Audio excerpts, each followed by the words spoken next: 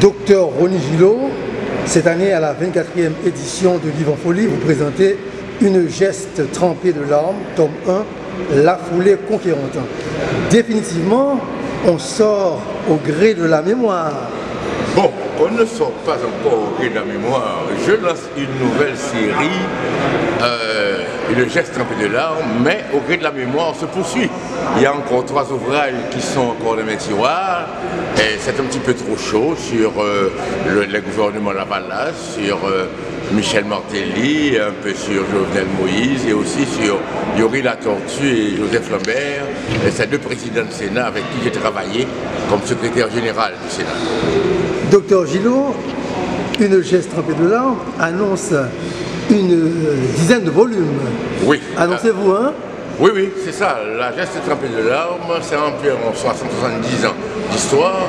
Et mes lecteurs m'ont toujours reproché de ne pas indiquer mon parcours et à travers les événements que je relate depuis peut-être une dizaine d'années.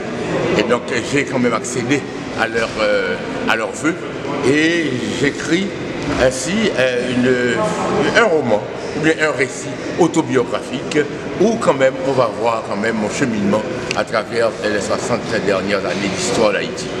Pour l'internaute qui est en train de vous regarder là maintenant, oui. Et qu'est-ce que vous lui direz pour aller et prendre, bon, je dis prendre, voilà, et c'est un geste. Bon, j'invite les internautes à vraiment commander, à vraiment se procurer ce premier tome qui est quand même le début de la série.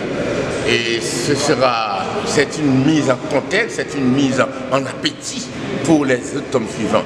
Mais je dirais aussi aux internautes que la série Au gré de la mémoire est toujours disponible. Cependant, il faut quand même avoir ce premier tome, La foulée conquérante, pour se mettre en appétit, parce que les prochains tomes vont paraître bientôt. Alors, dites en quelques mots et ce livre, parce qu'on veut avoir une idée. Non mais Claude, je ne vais pas le raconter. Un petit peu. Mon intérêt c'est qu'on le prête, c'est qu'on se le procure. Et juste un petit peu. Écoutez, je démarre par la cocasserie, la comédie magico-idéologique des politiciens haïtiens. Voyez-vous, les politiciens haïtiens, ils font toujours appel à l'invisible, aux oracles, pour savoir s'ils ont un destin politique, un destin national.